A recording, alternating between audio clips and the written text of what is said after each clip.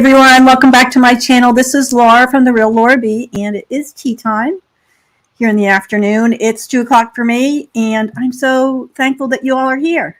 I really appreciate it. We're going to be talking about both Depp and Heard have filed their notice of appeals. What do we think they're going to appeal on? What kind of issues or what clues have we gotten from the document? So let me pull that together for you, and we will get started. Hi, I'm Laura, also known as TheRealLauraB from Twitter. I'm a researcher, truth seeker, and a new wave internet journalist. I'm not a lawyer, nor offering any legal advice. Join me on a journey to draw the curtain back to expose key news developments in the world of celebrity lawsuits and current events. Let's get started. How is everybody today? I'm so glad that you're here. I have waiting a few minutes to let a few more people show up. And I think, let me take a look at the comments. Yeah, let's see what we got. We have Karen. I'm so glad you found me too. I have Kit Kat here, my moderator, Secret Squirrel, Lori Wolf, and I forgot to look up. I think there's a fourth mod that I added, and I can't remember who that was. If you're here, say hi. Shannon Cooper says hi. Great. I know we have people from Holland. What else did I see? I thought I saw South Africa here mentioned. UK. Nope. Yep. Australia. I can't believe you're up. Thank you for staying up. South Africa. Hi there from this is Teresa. Hi there from a very cold Durban, South Africa. Looking forward to this live. It's not cold here. We're pushing 100 nearly every day now. The pool, I have a pool in my backyard, and it's like 93 degrees. It's like, who wants to swim? Who wants to swim? It's like getting in the bath. It really is. Oh, David G, thank you. Would not want to miss a live. I so appreciate it. So very much appreciate it. Another one. Is this the same person?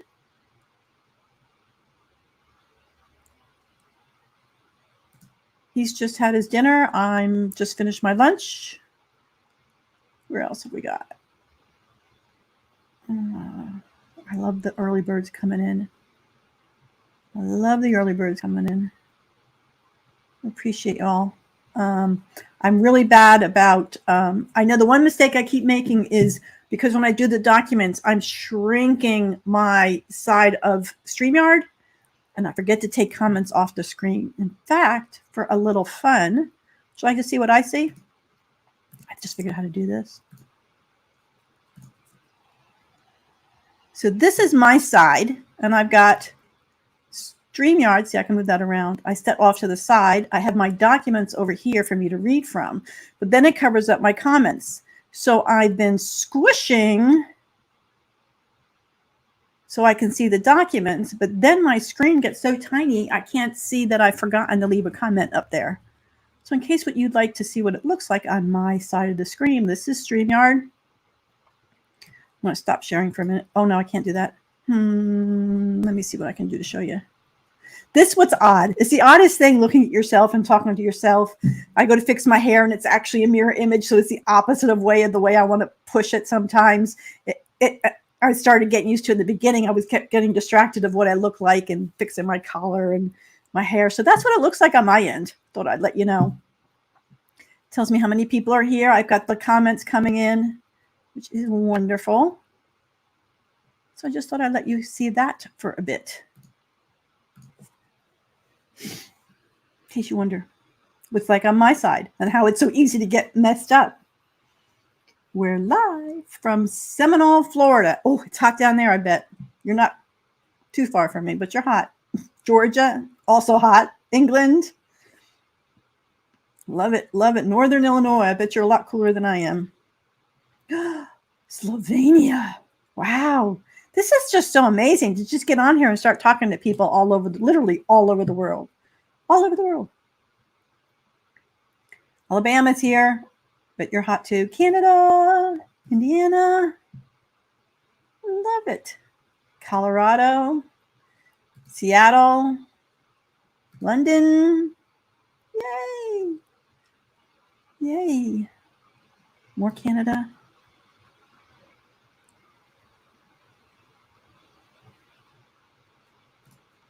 I've got a super chat. Patty, Joe Sloss. Love this group. Laura, you have the most awesome followers. Sending heart from Florida, or hot, humid, and oppressive in Florida. And I'm going to look for your comment. Let me show you what I've got, because people were curious what this looks like. So I'm going to show you again.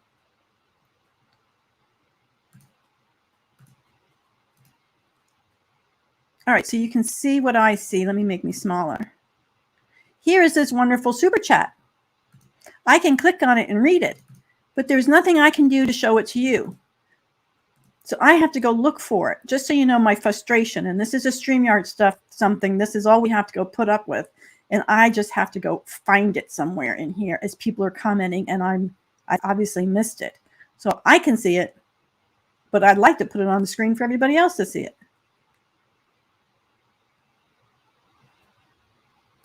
I'm waiting a few more minutes, a few more people are coming in, and then we'll get right into it. But just so, you know, in some of the comments, they're like, you should learn your software. I'm like, I've learned it. It's just not very friendly sometimes. And I'm still trying to find that super chat.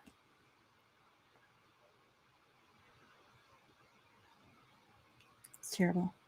Hello to everybody. Appreciate y'all coming in. Liverpool, UK. And I still have not found that super chat. Oh, there you are. Thank you, Patty. So you see what we YouTubers go through. A lot of us are using the same program, and it's so frustrating that I could so easily click above and see the super chats, but I can't pop them on the screen for y'all. And that's what we go through. So, you know, I'm not crazy.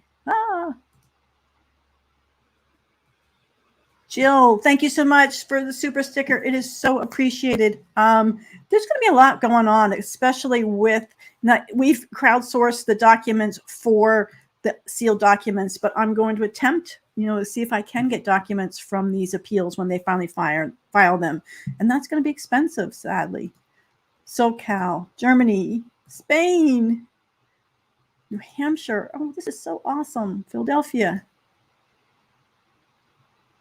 You are the warrior of truth. Thank you. Thank you. Anyway, I'm not sure who is all on today. Thank you, Marie. I so appreciate it. Wishing me a great day. Best regards. Thank you. From Norway. Awesome. And something's gone wrong because it's not even showing me up above.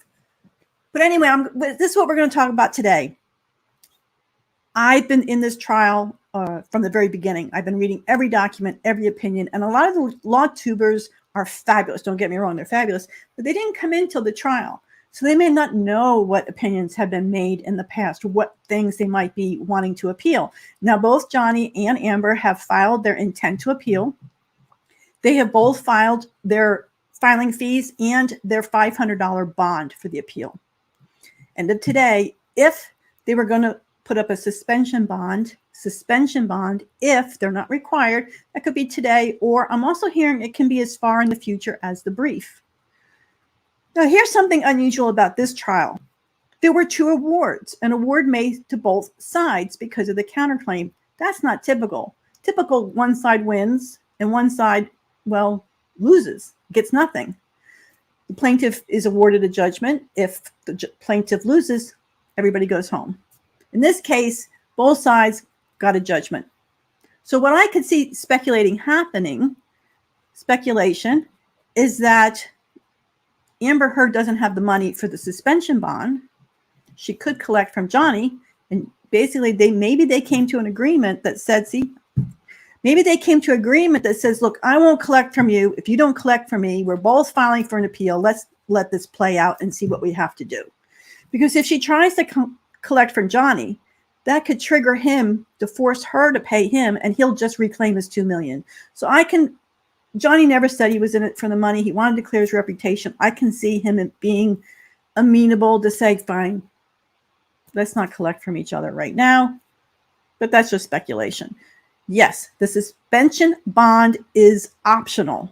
The suspension bond is to suspend the other person from collecting from you during the appeal process. What the judge mandated was that the suspension bond, if you so choose to do it, will be for the full amount. That's what Judge Ascarati was saying. Lots of times they can appeal and say, hey, I don't have the money. Can we do 50% or 10% of the bond in order for me to appeal? I'll put 10% down, and that'll stop you from collecting from me. But the judge said no. It's going to be the full amount for both of you, period. Johnny has put his suspension bond in. Has he? I have not seen that. If he did it today, I'm not aware of it. So if anybody's got a link for that, as far as I know, Fairfax County isn't posting things. I know he put up the $500. So that I'm not aware of, guys. Yeah, see, I just don't think he's correct. I'm sorry.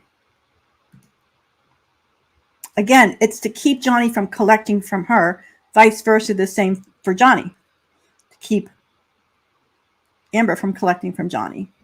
So we'll see. Yes, I'm so glad he appealed too.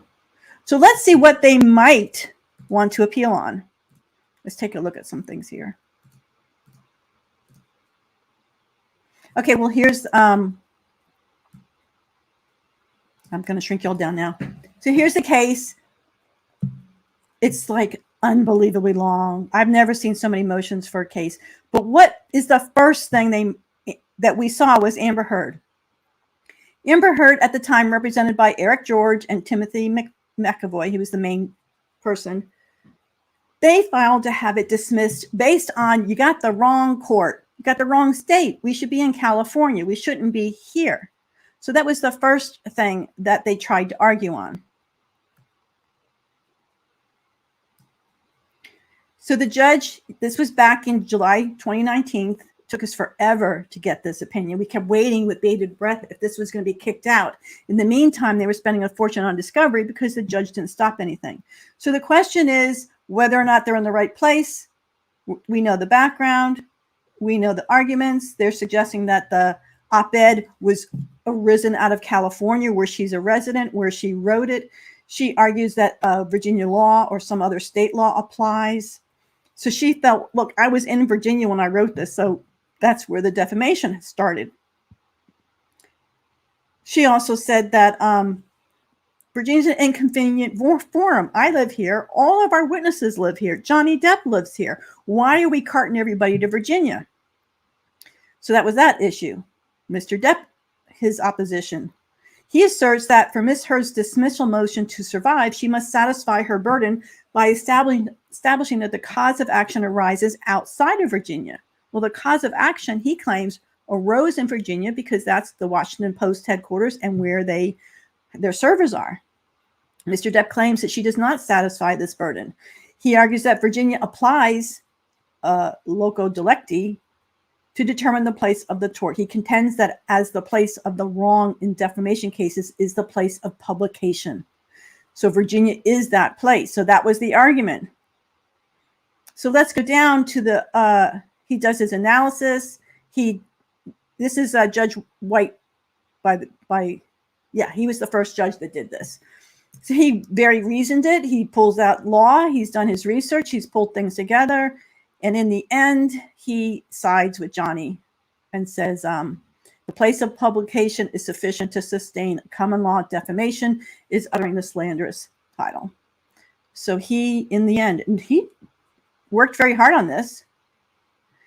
For the reasons stated above, Ms. Heard's motion to dismiss based on forum non-convenience is denied. Mr. Depp's counsel is directed to prepare the order. So that's the first thing that they could appeal on. But we've heard no rumblings on this. We saw nothing in the post-trial motions. We saw some kind of summary judgment. I think they just accepted this, it seems, and moved on.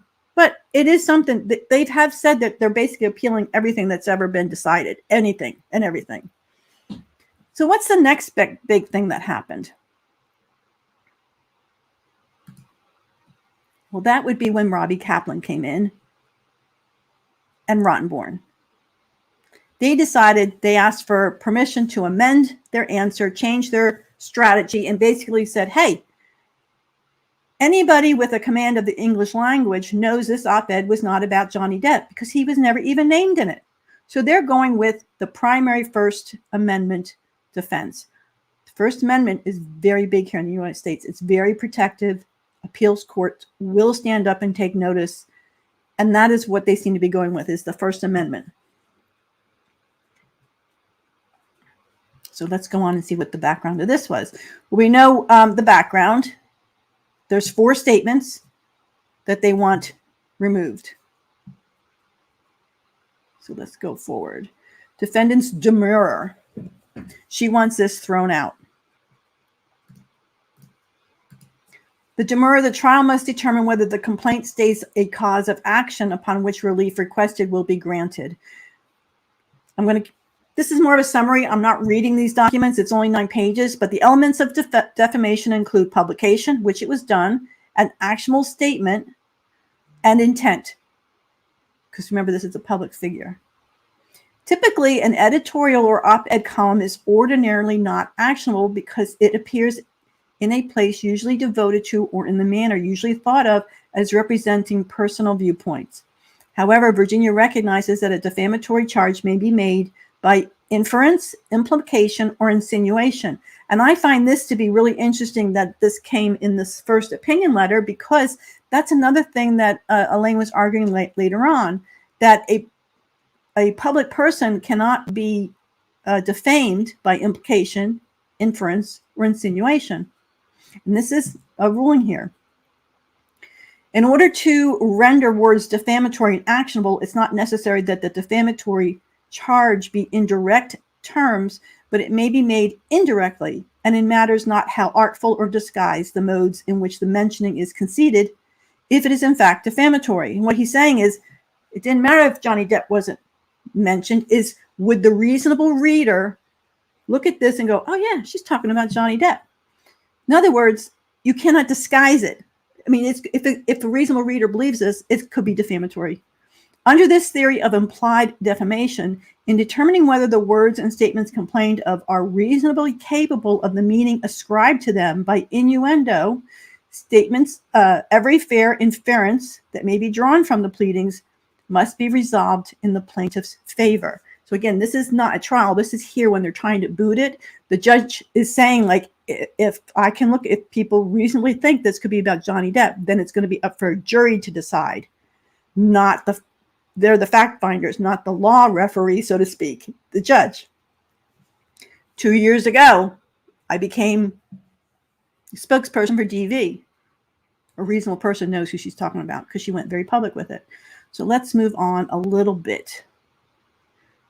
2 years ago, there it is, I became the public figure. First, plaintiff has alleged a number of circumstances that would reasonably cause the 3 statements above to convey the alleged defamatory meaning that Mr. Depp abused Ms. Heard to its recipients. Specifically, the complaint alleges that the events surrounding the parties' divorce, including Ms. Heard's repeated allegations of domestic violence, attended the parties' divorce, including Ms. Heard's repeated, allegations of violence, attended the making of her statements in the Washington Post. In May 2016, Ms. Heard falsely yelled, "Stop hitting me, Johnny," in addition to stating that Mr. Depp struck her with a cell phone, hit her, and destroyed the house before she presented herself to the world with a battered face as she publicly accused Mr. Depp of domestic violence. Despite dismissing the restraining order and withdrawing the domestic abuse allegations, Ms. Heard and her surrogates have continuously and repeatedly referred to her in publications, public service announcements, social media postings, speeches, and interviews as a victim of domestic violence and a survivor, always with the clear implication that Mr. Depp was her supposed abuser. Most recently, in December 2018, Ms. Heard published the op-ed in the Washington Post. So, second, plaintiff has alleged that an implied meaning that is clearly defamatory, noting that the statements imply Ms. Heard was the victim of domestic violence at the hands of Mr. Depp. So we have this implication by defamation. Because the complaint contains allegations of circumstances that would reasonably cause the 3 statements above to convey an alleged defamatory meaning, this alleged meaning that Mr. Depp abused Ms. Heard is defamatory per se. Why is it defamatory per se? Because if you accuse somebody of an egregious, horrible crime like abuse, making people not want to reasonably work with someone who was accused of that, or be around them, or talk to them, that is defamation. It's so egregious, it would make people not want to be around you. So that was a defamation per se. Because the complaint contains allegations of circumstances that would reasonably cause the 3 statements to convey the alleged defamatory meaning, and this alleged meaning that Mr. Depp abused Ms. Hurt is defamatory per se. The court is instructed here and under penalty to allow these statements to proceed. So this is why the 3 statements were to proceed. So they did not get their dismissal that they were hoping for. However, they did find that this does not contain any kind of, I spoke up against sexual violence and faced our culture's wrath. That has to change. This finding also does not extend the meaning of the words in each of the 3 actionable statements. 2 years ago. Yes, that's part of it. And then I had the rear vantage point is part of it. And then the 4th statement is not actionable. So they decided that I write this as a woman who had to change her phone number weekly because I was getting death threats for months. I rarely left my apartment. When I did, I was pursued by camera drones, etc., etc. So they found this would reasonably cause the statement to convey a defamatory meaning. They don't think so. So the other 3 were pretty much 2 years ago, first person. As to statute of limitations, they went with the republication. The plea in bar condenses the litigation by narrowing it to discrete issues of fact that bars a plaintiff's right of recovery. So if it's more than a year old, Johnny would not be able to claim it. So they were trying to say, hey, this was done in 2016. So they're saying that assuming arguendo, the plaintiff proceeds on a theory of republication, plaintiff is correct. So that's why it didn't get booted for being too old. She republicated it. The jury agreed. For these foregoing reasons, the defendant's demurrer is sustained as to the 4th statement, but the other 3 stay in. So this is most likely what they're going to try and appeal. Number 1, it wasn't about Johnny. Well, by implication it was. But in the First Amendment, can a person who talks about what happened after she made a claim, is that protected speech? And Rottenberg tried to argue it didn't matter how she got the TRO. It's what happened afterwards that she's talking about. Well, it did matter. The judge said it's up to the jury, and they said if she hadn't gotten the TRO, if she hadn't lied to get the TRO, she wouldn't have gotten the TRO.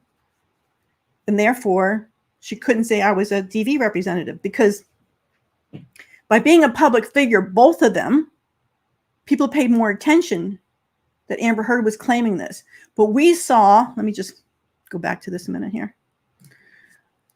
What we saw was the ACLU letters and Eric George and them talking back and forth.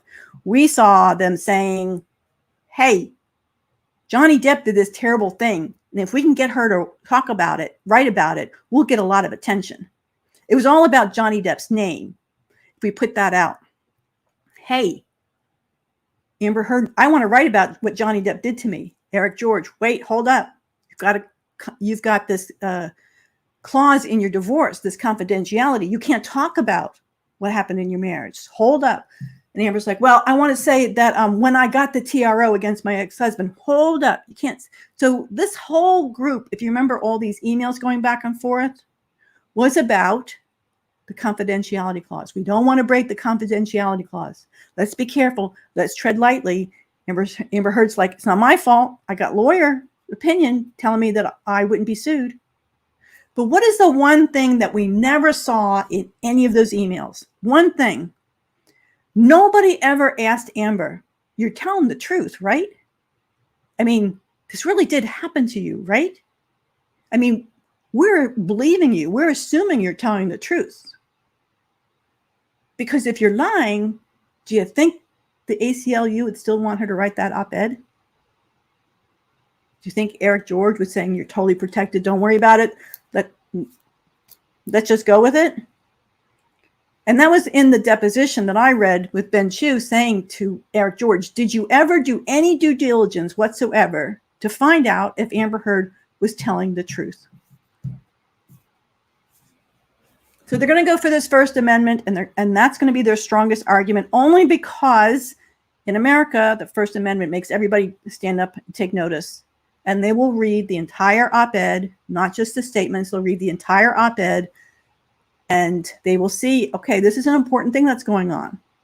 Public policy. If Rocky Pennington, for example, wrote this article and said, my friend Amber became this. My friend Amber, they probably would have gone away with it. But because she said in the first person 2 years ago, I experienced, she's the one that has to know that she is speaking truth. She knows what the lie is. And that's what Johnny's argument was. Rottenberg is going to say, who cares if she lied? All that matters in the public policy that we're promoting here is what happens to women after they claim. And then we have an argument later on that we'll get back to. How are we doing? I think this is a good place for questions. Patty, thank you so much. Love this group. You have the most awesome followers. I got that one already. And then I have Undercover Alley. Appreciate you and the information you provide. Thank you. Sadly, if there are more super chats, they didn't pop up for me. So I will look. Keep thinking people are wrong to be so happy. She has no chance. And he appealed, but forcing him to do it is kind of a trap. Let's hope for the best. Well, one thing to understand with these appeals, it's paperwork and lawyers and judges. Johnny's going to go off and relive his life. He's not going to give this a second thought. They're not going to pull him in for more evidence. They're not going to pull him in for more testimony. He's done. So it's a paperwork deal. It's the lawyers. It's the appeal. Well, first of all, it's the lawyers having to write paperwork to appeal to the appeal judges. Listen to our case. Review our case because we think there's errors here. If they agree, then they're going to review the case.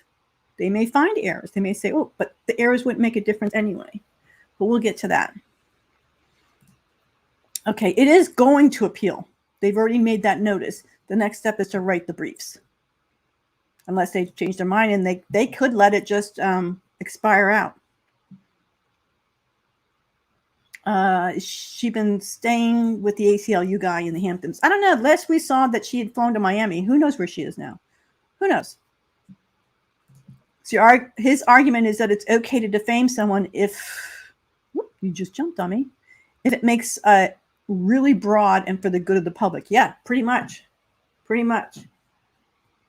Yeah, pretty much. But he's also trying to say it doesn't matter how she got the TRO. It only matters what happened to her after she got that part. She's not lying about. Those are the truths. But she never should have arrived at that position if she'd been telling the truth in the start with. And by doing so, she continues to defame him because the people believe she is a domestic violence survivor. That's why the public policy is interested in what she has to say. They're not interested in what she had to say if she said, you know what? If she started out with, he never really abused me, I lied, but let me tell you what happened to me afterwards. Do you think the op-ed would make any sense then? Oh, the ACLU, yeah, they fought tooth and nail not to be part of this. Tooth and nail. Probably not going to get to a lot of questions toward the end, but it sounds like I just got a lot of comments going with everything. So let's go to the next one. So this was the order on the Demurrer to have the whole thing kicked, and 3 of her statements stuck. So this is the next one. And this is, now she's counterclaimed. She says, you know what? You're going to do this to me. I'm going to do it back to you. So she's counterclaimed. So this is Johnny's filing, Demurrer, to have her counterclaim dismissed. And this would be with, Raderhoff has now come in. Rottenborn's still there.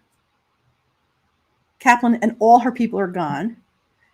Okay, so that's where we're at with this one. I need to go a little brighter, guys. I know I might get a reflection off my glasses, but I'm having trouble seeing this. So this matter now, Johnny's counterclaim is whether the court should exercise jurisdiction over defendant's counterclaim, that's Amber's counterclaim, for declaratory judgment when defendant has asserted the same argument in her answer and grounds for defense. So he's saying, look, these are two competing lawsuits that are pretty similar. Why do we have to do them separately? Whether the plaintiff's statements are actionable under Virginia defamation law. These are the statements that Adam made, remember. Whether defendant has alleged sufficient facts to state a claim for the violation of the Virginia Computer Crimes Act. Remember, she was all upset about our smear campaign, about Johnny texting Bettany using a computer.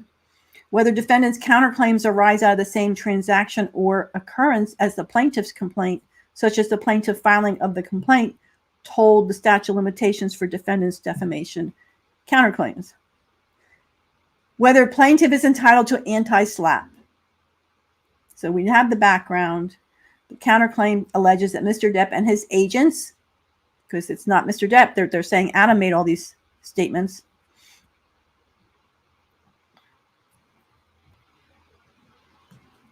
Oh, sorry, guys. This is so bad. That Adam made these statements as his agent. Can I make this a little bit bigger and stay on the screen? Yeah. Engage in an online smear campaign to damage her reputation and cause her financial harm. Ms. Heard alleges that Mr. Depp has defamed her on multiple occasions, beginning during an interview with GQ in November 2018. In that article, he said, I didn't do this. This woman just, the police were there. They asked her if she wanted help. No, and the next day they see her with her hair in her face. And then she goes to the courthouse suddenly with this bruise that nobody ever saw. And I'm not like that. I would never do such a thing. Those are the statements that she alleged he defamed her with, which is interesting because she took those statements to arbitration in October. So this was November 2018. Right after that, she took him. I must have come out online earlier because she took him for arbitration and the judge denied her on those. The alleged harm includes attempting to remove her from her role as actress in Aquaman and spokesperson for L'Oreal. These contend to the online petitions claiming that Johnny was behind them somehow. It also can claim that he had his sister. He told his sister, hey, I want her out, his sister.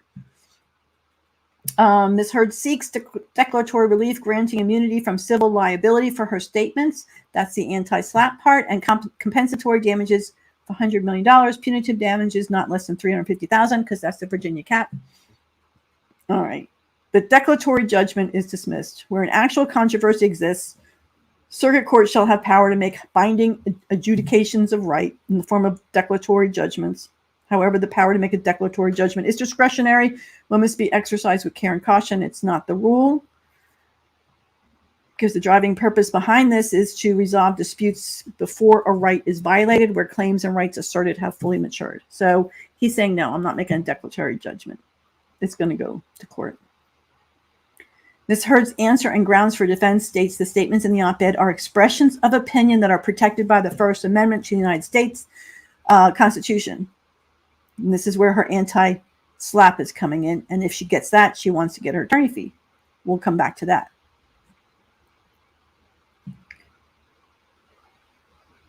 Additionally, since this court would not rule on Ms. Heard's declaratory judgment counterclaim until after all matters have been tried, the purpose of the declaratory judgment to resolve disputes before the right has been violated is defeated. So that's not going to happen.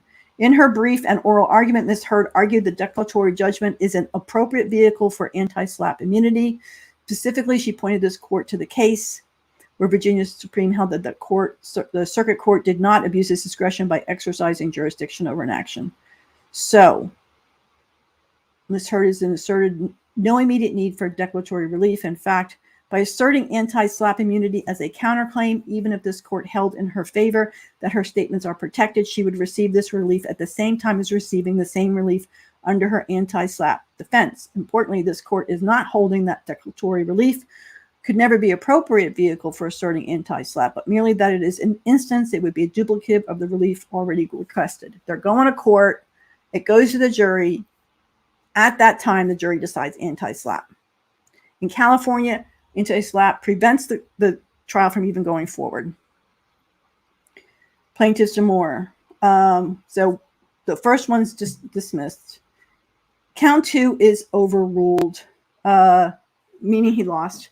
The elements of defamation claim include publication, actual statement, and requisite intent. They're basically going to leave that up. The court finds that Ms. Heard has pled actionable statements in the defamation claim. Remember, those are the 3 statements. And this is what's important. To qualify as defamatory, a statement must possess the requisite sting to one's reputation. And this is for the public figures especially. Tends to injure one's reputation and the common estimation of mankind, to throw contumely, shame, or disgrace upon him, or which tends to hold him up to scorn, ridicule, or contempt, or which is calculated to render him infamous, odious, or ridiculous. This is If language is merely insulting, offensive, or otherwise inappropriate, but constitutes no more than rhetorical hyperbole, then it does not possess the requisite sting to be considered defamatory. Here, Ms. Heard's alleged defamation with respect to the following 8 statements, and we know what those are. Depp through his attorney, Depp through his attorney, Depp through his attorney. Each of the above statements imply that Ms. Heard lied and perjured herself when she appeared before a court in 2016 to obtain a temporary restraining order against Mr. Depp. Moreover, they imply that she lied about being a victim of domestic violence. In light of the Me Too movement in today's social climate, falsely claiming abuse would surely injure Ms. Heard's reputation and the common estimation of mankind. So for that reason, these statements are going forward as defamatory. Protected opinion. Although Mr. Depp's statements or those of his attorney can be understood as their opinion of what occurred, these statements nevertheless imply that Mr. Depp did not abuse Ms. Heard. These statements must survive the demurrer, because whether Mr. Depp abused Ms. Heard is the fact that is capable of being proven true or false. It's a fact for the jury, not a fact for the judge to decide right now. So they moved forward. Mr. Depp argues that the statements are protected as fair and accurate accounts of his lawsuits. Basically, that they were in his claim, especially the word hoax, and that his attorney was merely repeating his claim in these statements. Here, Mr. Depp's statements are notably different than those. Although much of what Mr. Depp states is also contained in his complaint, the statements do not appear to have been made in the context of attempting to recount litigation. Instead, Mr. Depp makes factual assertions that do not fairly and accurately summarize the litigation that has taken place. Accordingly, his statements are not protected. Again, they're talking about Mr. Depp's statements when it's actually Adam Waldman who made these statements, and Adam Waldman made these statements against the UK Sun case. So they're trying to say they were in Johnny's claims here, but Adam actually made the comments because of what was happening in the Sun. So Mr. Depp's statements, although they've been made in self-defense, and this is especially true of the GQ article, Ms. Heard has alleged sufficient malice for her defamation to survive the demurrer. So they are surviving. As to count 3, the Virginia Computer Act is sustained, meaning they can side with Johnny. None of Ms. Heard's allegations satisfy all 3 prongs. First, Ms. Heard has alleged that Mr. Depp used a computer or computer network in 4 instances when he initiated, coordinated, oversaw, and or supported and amplified 2 change.org petitions, saying there's no proof of that. The Bettany text, first of all, he texted them. He did not text Amber. This court now examines each of those instances to determine whether they meet the 2 prongs. So the allegations that he initiated and coordinated those petitions, nothing in the allegation implies facts showing that these petitions included obscene language, threatened illegal or immoral acts, or suggest or proposed obscene acts. That's the way the code is written. The pleading fails to demonstrate it. The remaining 2 allegations, rather, it appears Mr. Depp texted those statements privately to 2 of his friends, and Ms. Heard has not alleged that Mr. Depp intended for her to see them, which is why I wish they never were mentioned in any way or form in the trial itself, because they were never to her. They couldn't have defamed her or harmed her or verbally abused her or mentally abused her when they were never to her. So it's granted in part and denied in part. Statements A through E were barred for time limitation, so that's why only her 3 statements, or Johnny's 3 statements, survived. Johnny was trying to get the anti-slap immunity because of his article from GQ, etc., and defending himself. He says you're not entitled to the anti-slap. So that's Johnny's side.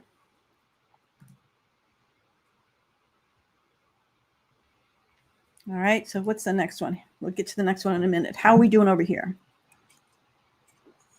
Her counterclaim is 100 million is astonishing. It was clearly like Johnny suing for 50. I'm going to sue for double that. She even said that. Let's see. I'm going to keep the personal statements. Since Amber admitted it on the stand that the op-ed was about Depp, then how does this affect the appeal?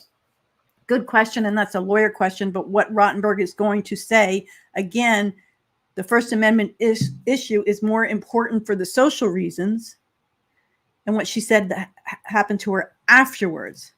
So even though the article was about her, and that goes into where the anti-slapp defense disappeared too. If you remember, that was argued and denied in a summary judgment, and we'll be getting to that just a little bit. But after the ACU testified, the jury form doesn't include the anti-slapp defense. That just went away. And that's when they found that this was not public. It was private. It was personal. She made the op-ed personal. And of course, when Johnny's team has their chance to oppose the brief, they're going to say that. They're going to show this. She made this personal. It was always about Johnny. Everybody knew it was about Johnny. Everybody knew she was talking about what she did to, what, you know, claiming Johnny's abuse, not so much the public support, you know, policy support against violence against women. It's, she wanted to make sure that she reiterated what happened to her. I saw a video where father is chasing Jack around the room trying to catch him. Surely that would be triggered her, and she laughed. Yeah, interesting point. I don't know if she was abused or not. She grew up in interviews saying that she was her father's son. He raised her like a son. I don't know.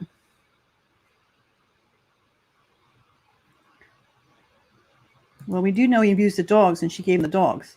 She gave him Johnny's dog. We saw that. There was pictures of the vet under Page Heard in Texas.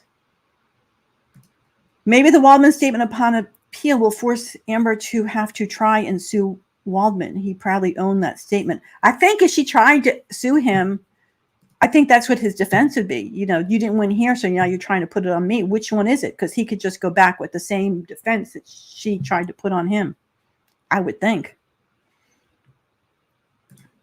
Do you know if the court's appeal records with the new judge will be made public? Will that judge have the power to seal the records? The appeals filings will not be on the website. All we're going to see is dates. Brief was filed on this date. Opposition brief filed on this date. Hearings or oral arguments scheduled or not. I mean, we're not going to see anything paperwork unless I'm going to try and call and see if I can buy them. It's a pretty long drive for me to go get them. But we do have a Freedom of Information Act here where a lot of stuff is supposed to be available to the public. But we'll see what this is.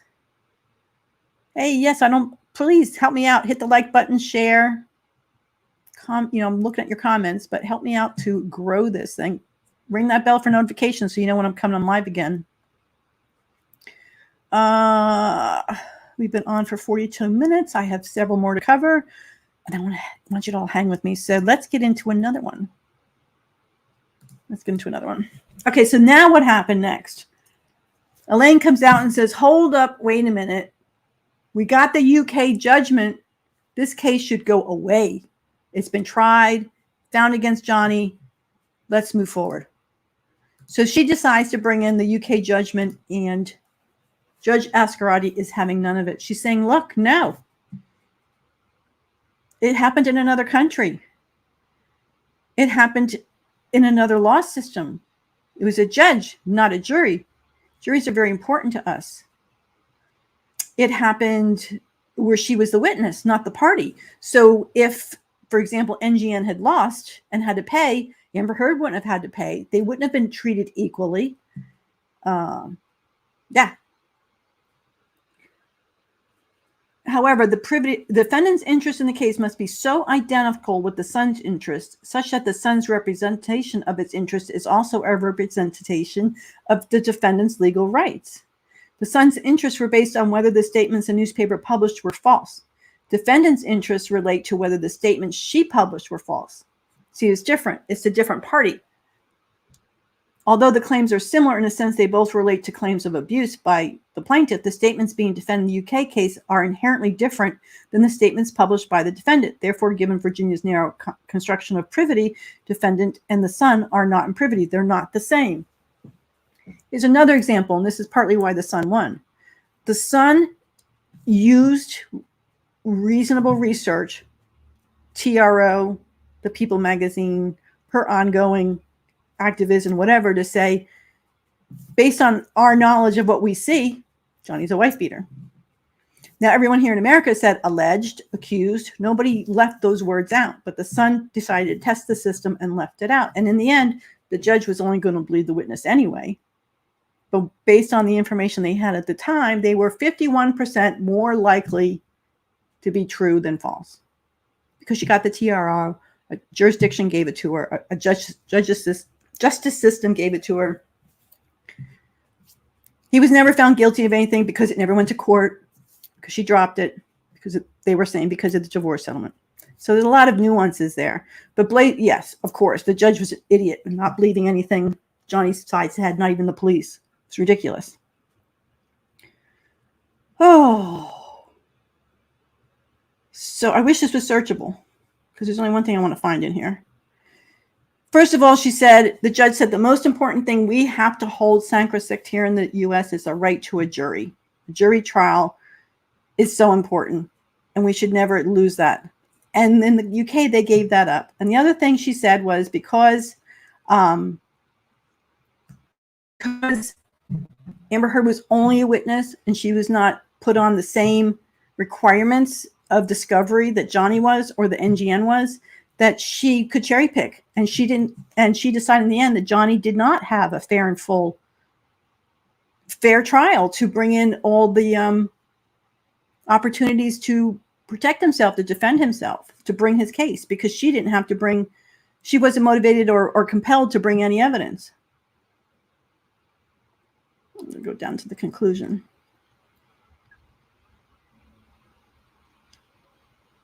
This is a very long and very reasoned opinion, and that's going to be important for the appeal.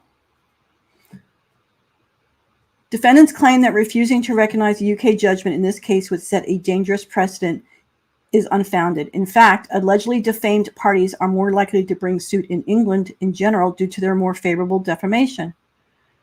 If anything, upholding English libel judgments in the United States would create the chilling effect and could create a dangerous precedent. Accordingly, this court is unpersuaded by the defendant's argument. Conclusion: for the foregoing reasons, her plea and bar is overruled. So the case goes forward. The case goes forward.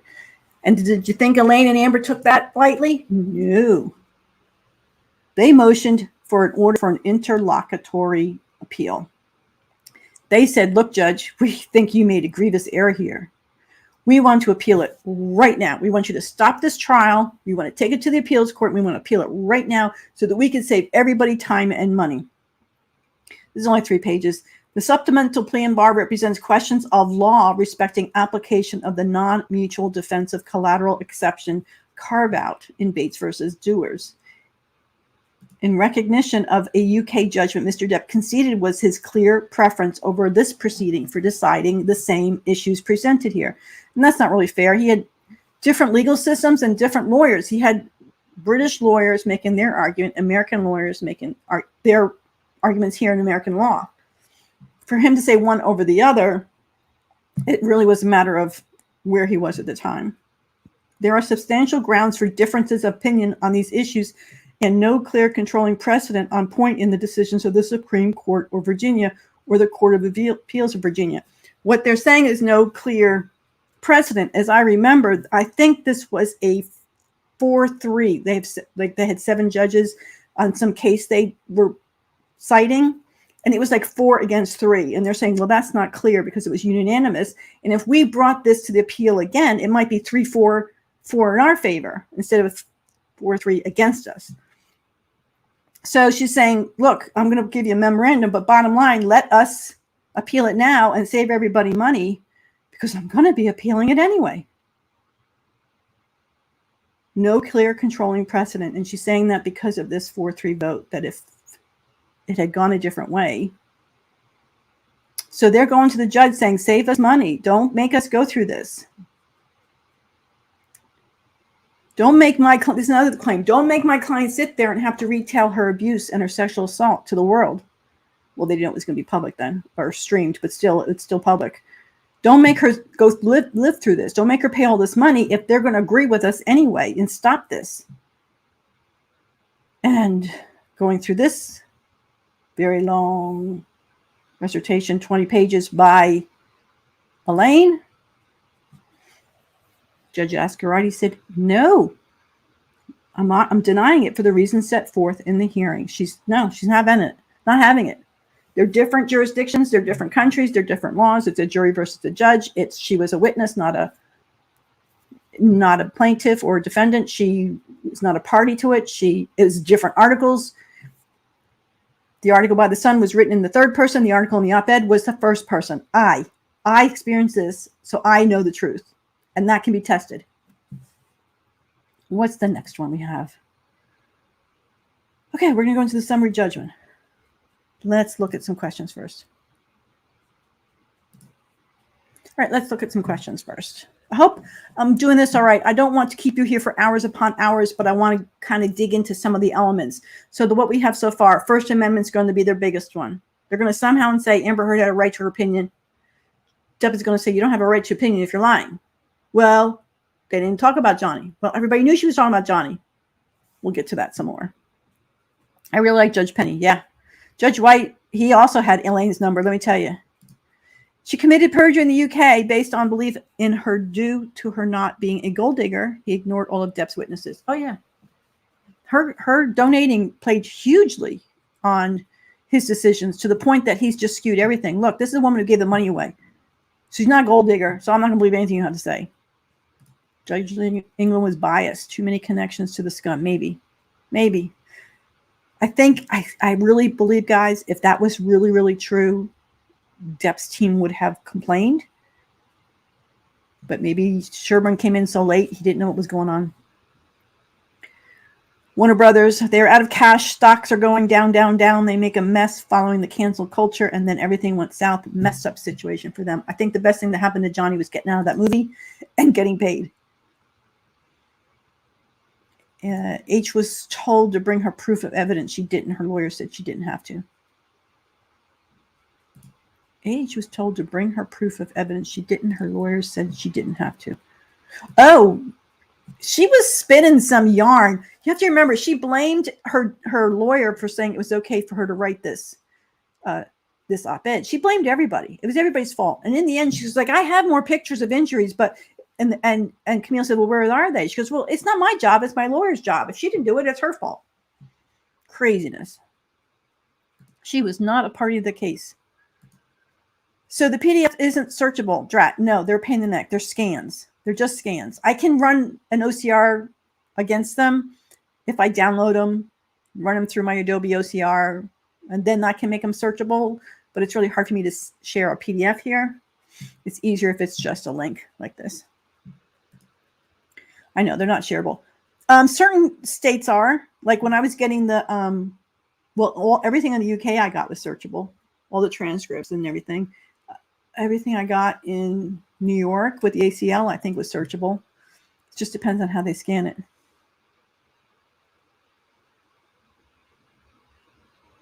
I'm just checking for questions.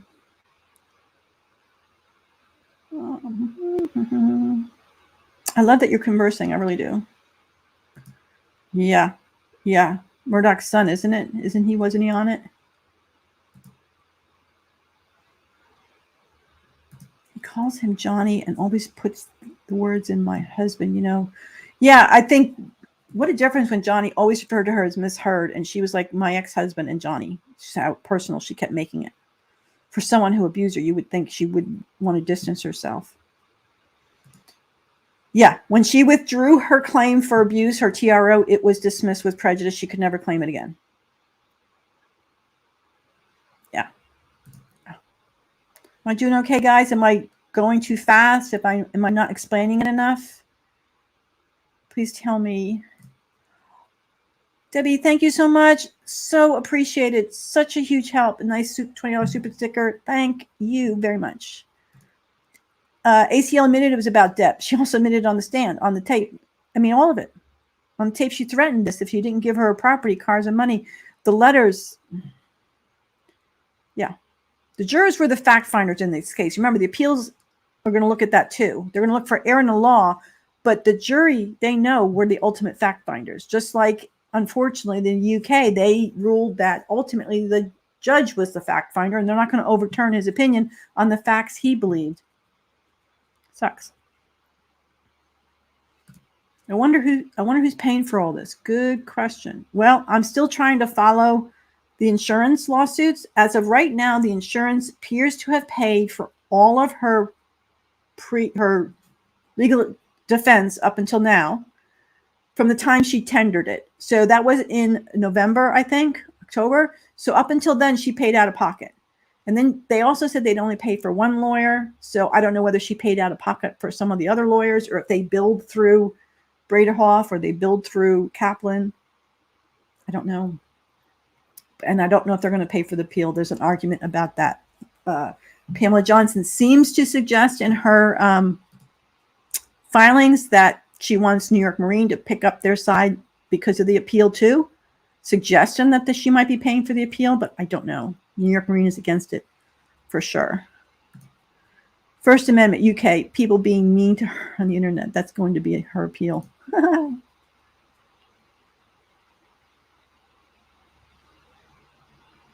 Yeah, they're going to keep pushing it because they're going to try and make a new law out of it. They're saying that some of these items, the community, the privity, all that came together, when it was seen by an appeals court in the past, it had I think it must be Supreme Court. I don't know. It had 4. I remember it being like 4-3. And they're like, well, it wasn't unanimous. And on a given day, it could have been 3-4 on any other day. That's what they're trying to argue. But the law is the law. Ruling's a ruling. That's the way it was. Are we doing good here? Yeah, I think they just scanned images.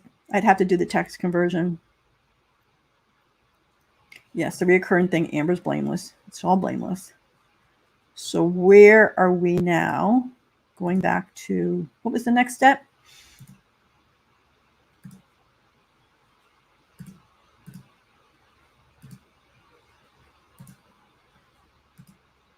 Didn't want to come up. So now we're later, February 2022, right before the trial. Johnny is now going to file the summary judgment against her counterclaim. And I think this is the most important document that will go toward the appeal. It's only 12 pages. But I think this is really going to be couched in what his appeal will be.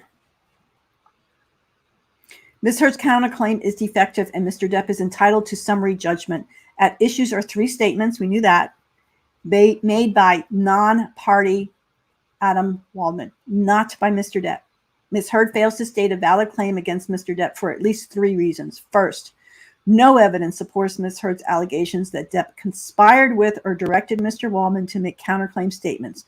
So Ms. Heard cannot establish that Mr. Depp is directly liable. During Mr. Waldman's deposition, every time he said, I can't answer this because attorney-client privilege, the jury was instructed they were not allowed to, and I forgot my comment again, not allowed to infer any negativity into that. That's our rights. It's an important right of all of us here in America when you have an attorney-client privilege. You can, and once you open the door, it's hard to shut it back. Like it may seem insignificant to answer one question, but now the door is open. Be very careful. Second, to the extent Ms. Heard seeks to hold Mr. Depp vicariously liable for Mr. Waldman's conduct, she must establish that Mr. Waldman committed this tort of defamation. But Ms. Heard, a public figure, cannot establish that Mr. Waldman acted with actual malice. And we know this to be true. We heard his deposition. It wasn't just that he was believing what Johnny said. He participated in depositions and declarations, and he talked to witnesses. And he truly believed that these were supporting Johnny, the LAPD, the stylist who saw no bruises, the Eastern Building people who saw no bruises, even his conversation with Josh Drew, which didn't come into this trial, where he admits that Rocky was hiding in the closet. He had every reason to believe that Johnny was telling the truth through his own independent research. So there was no actual malice. Not only that, he put together a huge dossier and took it to LAPD and said, hey, I think we need to look at this for a count of perjury. He didn't just go and file a frivolous claim. He actually brought them his big folder of evidence. If anything, that should establish that he acted without malice. Third, in context, the counterclaim statements are non-actionable options. We know what the material facts are. We know whether it's showed up in the headlines and the articles, etc. We don't have to spend time on that. Let's go to the legal standard, because again, this is what's most important for the appeal. The court can grant summary judgment as the material facts, the argument. Ms. Heard has no evidence of direct liability. Ms. Heard alleges that Mr. Depp directly authorized and conspired with Mr. Waldman to make the counterclaim statements, but there is no evidence to the effect anywhere on the record. There is no evidence of any communication or coordination between Mr. Depp and Mr. Waldman regarding the counterclaim statements or anything else. And of course, Elaine argued, like, you're just putting up a shield. You're hiding behind privilege, and that's not fair to my client, and that's not right either.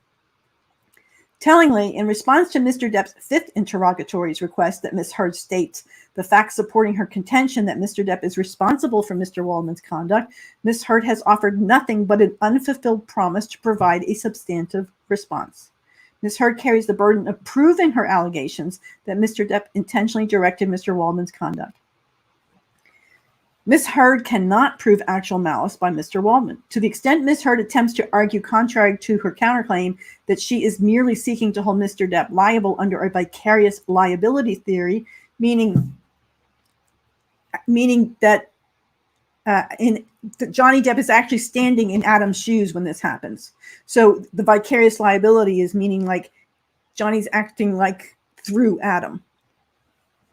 Let me have a drink here. To act obvious vicarious liability is liability for the tort of another person. So to hold Mr. Depp liable for Mr. Waldman's statements, Ms. Heard must establish that Mr. Waldman committed all elements of defamation. The elements of defamation are 1, publication, 2, an actionable statement with the requisite intent. A public figure must prove by clear and convincing evidence that a defamatory statement was made with actual malice. Clear and convincing evidence. Now remember, the UK was probable, more probable than not, like 51-49%, that it was actual malice. Knowledge that it was false or with reckless disregard of whether it was false or not. Well, Adam participated in these depositions, so there's no reckless regard. Reckless disregard is not measured by whether a reasonably prudent man would have published or would have investigated before publishing. There must be sufficient evidence to permit the conclusion that the defendant, in fact, entertained serious doubts as to the truth of the publication. That's important. Serious doubts as to the truth. We're going to come back to that because of that one statement that made through. The Virginia Supreme Court has confirmed the summary judgment is appropriately granted against the plaintiff that fails to present evidence from which a jury could find actual malice by clear and convincing evidence. Here, Ms. Heard is a public figure and as such must establish that Mr. Waldman uttered a defamatory statement about her and actual malice. There is no evidence in the record that Mr. Waldman knew the counterclaim statements were false, nor is there any evidence in the record that Mr. Waldman subjectively entertained serious doubts about the falsity of the counterclaim statements. And this is where we're going to come into that one very detailed statement he made. She got her friends to spill wine. Her lawyer got them to make a story together, right? She called her PR person. There were so many elements to that statement that I guess the jury didn't feel that he could, that he knew every statement was true. They waited and called the cops again, which ended up being proved not true. They called at the same time. It was just that New York City delayed the call to LA that caused the problem. It ended up not being 2 hours apart. It ended up being 5 minutes apart. And it just so happens that New York delayed it. But in the information Adam had at that time that he made these statements, it appeared that they did in fact place 2 phone calls 2 hours apart. Again, because Amber was holding back evidence. In context, the counterclaim statements are protected opinion.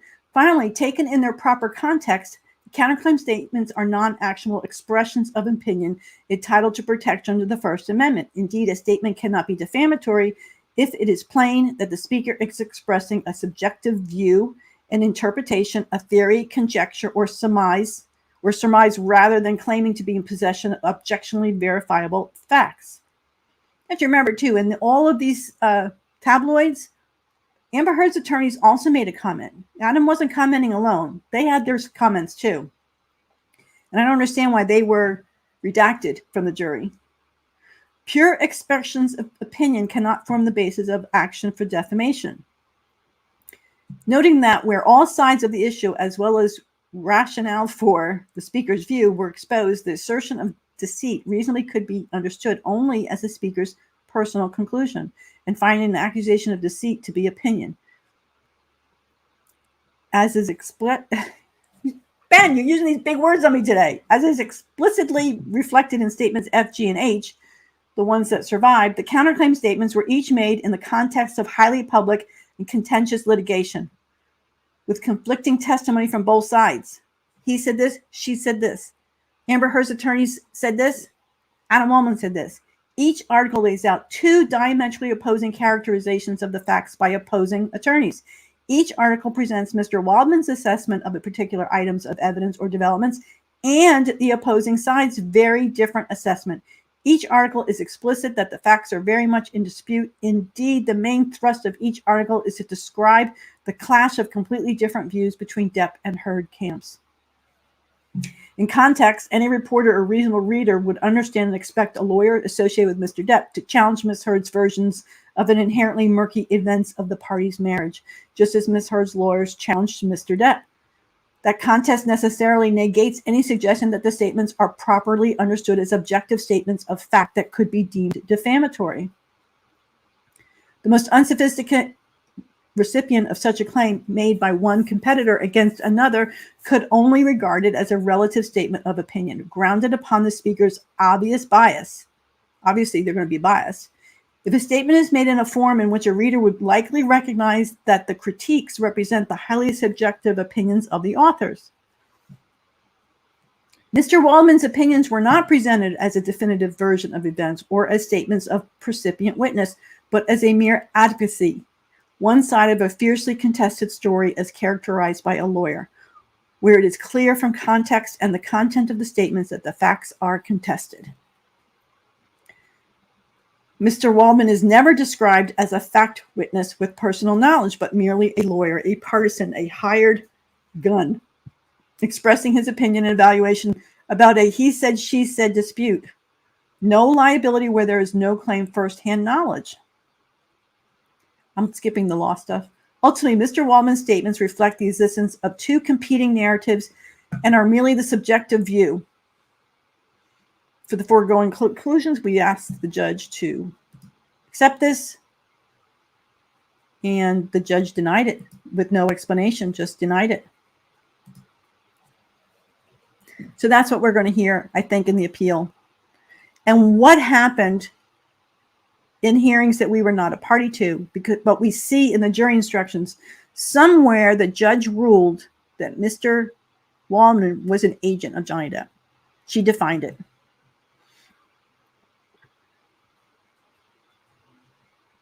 I'm checking some questions here before I move on one more time. Rocky cheated on Juror with some Aquaman stuntman. Yeah, we saw that. And Amber was sitting right there when it was happening. And for the life of me, I can't figure out why Josh would sidle up to her then. Woo!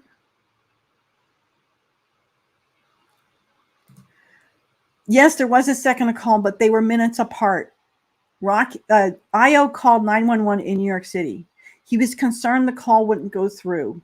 So he called his friend, so he says, and there is a record of the call, Lauren Shapiro, and asked her to call.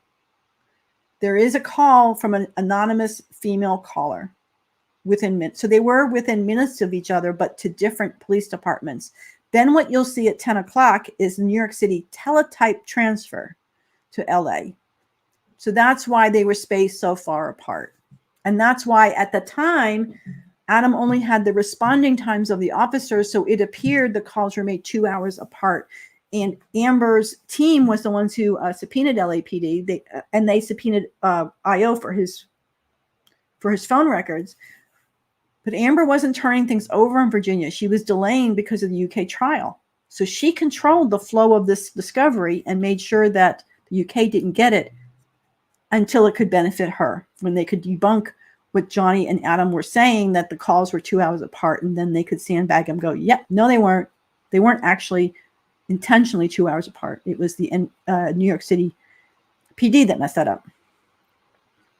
I hope I haven't missed any.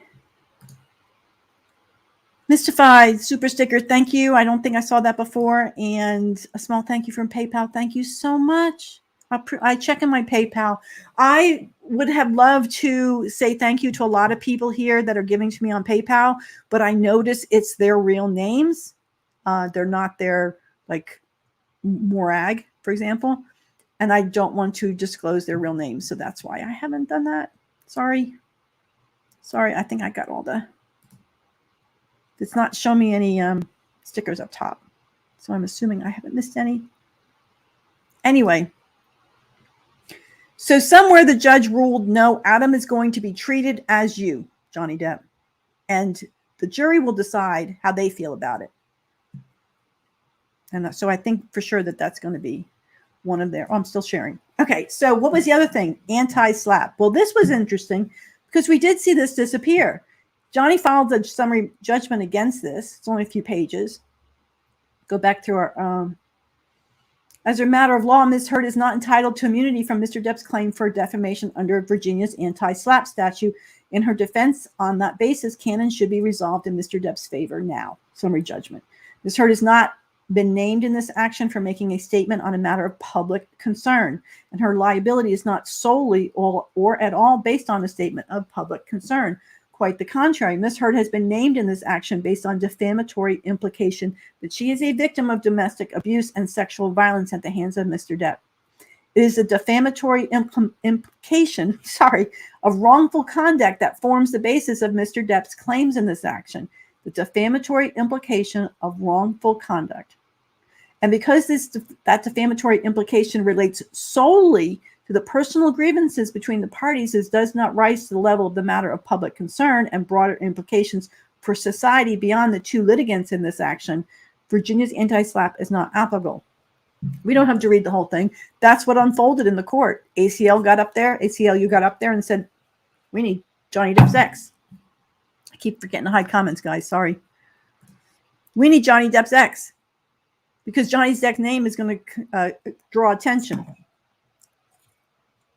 It's dry here, guys. Sorry. The whole thing contended on, as far as Ms. Depp was concerned with the ACLU and Eric George, was I'm a victim by Johnny Depp. We have to make sure that that's what's going to get us attention. That's what we have to make sure we push through. And that was a personal situation that I'm trying to take advantage of and defame Johnny or cause him hardship by not naming him, but everybody knows it's about him. She knew that. And the judge did not give the summary judgment on this. However, those instructions did disappear after the ACLU gave their testimony. So we got the verdict, but before the verdict, let's quick look at this jury form to see what was being told to the jury based on what Judge Ascarati had ruled. Some of it we didn't know about. You going cross-eyed, Secret Miss Squirrel? Me too. Let's see if I can make these a little better. Impartiality. The law treats everybody the same just because of who they are. Public people or celebrities, it doesn't matter. Credibility of witnesses, it's up to the jury to decide who's credible and who's not. Verdict, not to be based on sympathy, bias, guesswork, or speculation. This is also going to go to the objections that Johnny Depp had or Benchu had about their closing when they said, hey, a verdict against Amber Heard is a verdict against all abuse victims, which may play into why they threw her a bone on the second statement of Adams about messing up the place. And so that's a possibility that they may say, hey, they were just doing this because they felt bad. Liability issues. Your verdict must be based on the facts as you find them and on the law contained in all the instructions. And this is going to be the statements. And the same for, did Adam Waldman, while acting as an agent for Mr. Depp, make the following statements? See? She's putting it right there. The finding instructions. I want to get more to finding instructions. Let me get to the one about Adam. You shall only return your verdict for Ms. Heard on her claims for defamation about the following statements if she's proved by a greater weight of the evidence. Mr. Waldman, while acting as agent for Mr. Depp, made or published the following statements. Mr. Amber Heard and her friends in the media use fake sexual abuse. So again, acting as the agent. Acting as the agent, quite simply, it was a ambush, a hoax. They set Mr. Depp up by calling the cops, but the first attempt didn't do the trick. They called him again. The officers came to the penthouses, thoroughly searched and interviewed, and left after seeing no damage. That's true. So Amber and her friends spilled a little wine and roughed up the place and got their stories straight under the direction of a lawyer. That's hard. I don't know if they proved that one. And then placed a second call. Well, that's not true. The timeline puts the two calls together. Acting as an agent, though. Well, acting as an agent. Preponderance, greater preponderance. Here we go. Definition: clear and convincing evidence. Defamation by implication, and this is something that Amber Heard's side is going to argue. A statement that is not directly defamatory may nonetheless suggest a defamatory meaning in an indirect way, that is by implication. In determining whether any of the statements have a defamatory implication, you must consider the op-ed as a whole and the circumstances surrounding its publication. Circumstances were all those emails with ACLU and stuff. You should consider if these circumstances show the words used are defamatory and relate to Mr. Depp. However, such circumstances cannot extend the meaning of the words used in the op-ed beyond their ordinary and common meaning. The proposed implication must be necessarily drawn from the words actually used. So there it is. And if that goes to the appeals, that was the order that was given, then the ACLU testimony, all that should come in. We'll see. We'll see. Consideration of the publication as a whole. And this is going to be important for the First Amendment people, the appeals judges, because they're going to read the entire op-ed, not just those statements. They're going to read the entire op-ed and then say, are these statements defamatory for the public concern of the entire op-ed? And I think, look, none of this could have happened if she hadn't claimed Johnny abused her. And if she lied about that, she couldn't be a domestic spokesperson for DV or any of that. She would never have been asked to read the article. Write the article. Actual malice, we know what that is. You know it's false and you have full or disregard for the truth. And boy, they slapped her hard for that, didn't they? What else? Republication, they talked about that with the tweet. Although they forgot it was on Instagram too. Here we go. A principal is a person or legal entity with power or right to control the means and methods of performance by which another person performs the principal's work. In other words, they're saying everything Adam did was controlled by Johnny. An agent is the person who is the subject to the power or right of the principal to control the means and methods of performing the work. So this was decided somewhere behind the scenes that Johnny was controlling everything Adam said and did. And that was put to the jury. That instruction. That's why it's important to look at these things in context of an appeal that's coming up. Express and implied authority. An attorney has the express authority to do everything which the client expressly authorized him to do, and the implied authority to do everything necessary or incidental to the purpose of which he was retained. But there is no evidence that Johnny instructed him to do any of this. In fact, Johnny gave testimony that he didn't even know about the statements until Amber Heard filed her counterclaim. That was the first he saw the statements. Burden of proof. Ms. Heard has the burden of proving by greater weight of the evidence that Mr. Waldman was an agent of Mr. Depp and that Mr. Waldman was acting within the scope of his agency when he made these statements. Well, again, we're still talking about malice, though. Did he act with malice? The jury believed that he did not abuse her, so I'm so dry. It's like 100 degrees out. My air conditioner is running nonstop and drying out the air. I go outside and I melt. No burden to prove truth of statements. You must remember that there's no burden on either party to prove the truth of any of the statements. Both parties are free to offer proof of truth. I think we're just about expert witnesses we don't care about. But depositions we don't care about, other than Adams. I think that pretty much covers it all as far as what we're looking at for appeals.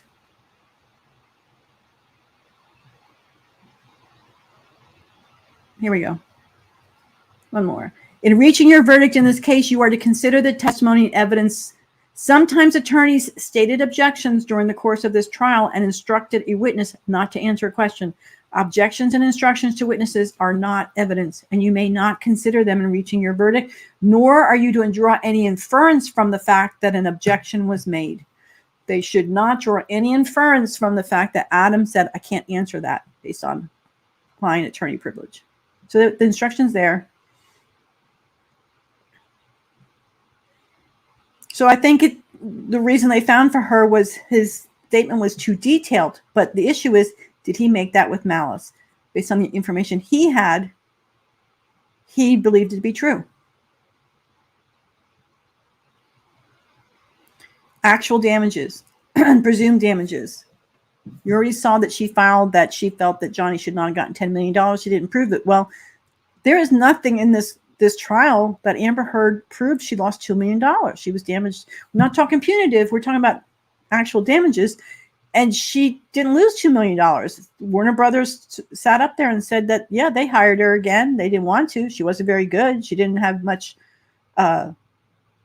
relationship with Momo on screen. It was terrible. We had to work really hard to make it work. We weren't going to bring her back, but we did. We brought her back. It's not our fault if other people aren't hiring her. She's not a good actress. That's not on us. That's not on Johnny. There was no proof of actual damage there. So that's another thing they're going to say. Even if you agreed that we did something wrong, we certainly don't owe her $2 million worth and punitive damages. So I think we got all that. All right. Let me go back and just kind of catch up if I can. I'm not sure if I got all of the... Hey, JH, thank you so much. I think it's all about the second 911 call not making it into evidence and showing the jury considered that evidence. Right. It's possible. I really think there was a big confusion about those 911 calls because they didn't help Johnny, and that they honestly thought that calls were 2 hours apart, and they turned out they weren't 2 hours apart. But they didn't know that at the time.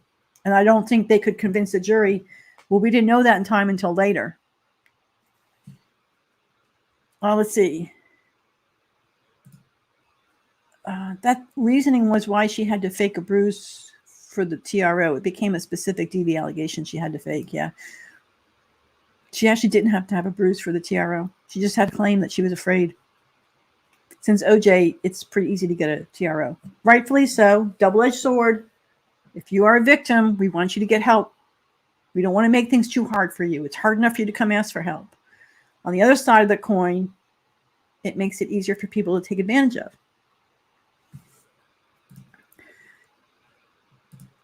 Yeah, Adam wrote what Raquel's boyfriend told him in those emails. I think so. I think so. Yes, please, like, subscribe, notifications, share. I really appreciate it. I hope I'm doing okay today. This is a lot to take in, and I didn't expect my voice to kind of go so dry on me.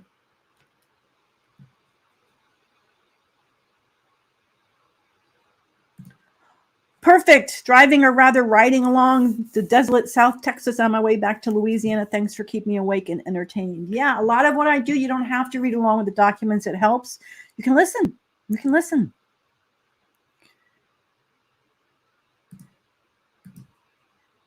I got this one. She thinks she's so important, she'll take on the richest man in the world. That time later, chat. I'm not sure what this is that time later, chat, and the legend we love, Mrs. B, got to get work. We'll watch more later. Oh, thank you. Yeah, it'll be up on the replay. Losing seems to be her advantage, using it for political gain. She has aspirations for activism, as we already know. She wants to sit in the front of Congress. Oh, I agree. I mean, she's a terrible actress, but I think she fully was setting up a political path. The second 911 call was said to have been made to retract DV allegation because it needed to be broad so that the TRO would have a better chance. Yeah, honestly, the two calls were accidental. Io called from New York and got scared it wasn't going to be going through, so he immediately called his friend Lauren Shapiro and said, hey, will you do me a favor and call?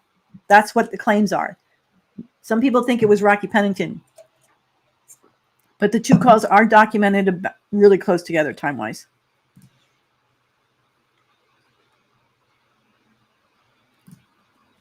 I think they either did it to give her something or because Adam was JD's lawyer.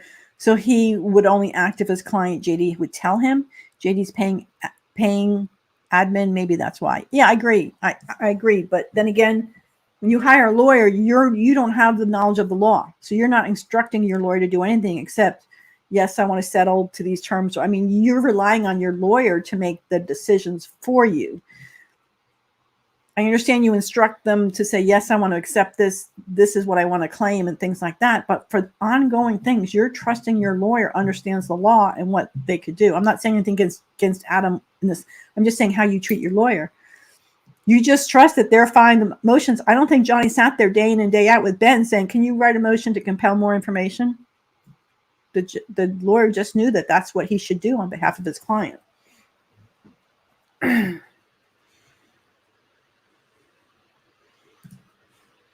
Elon has better lawyers. Yeah, I don't think she's going to go after Elon.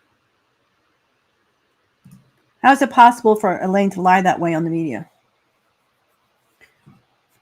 I don't know. Depp didn't bring anything against them. Well, he did against Elaine in the one hearing because she yelled about the rape on the call. There's something in Virginia law about agency. There must be.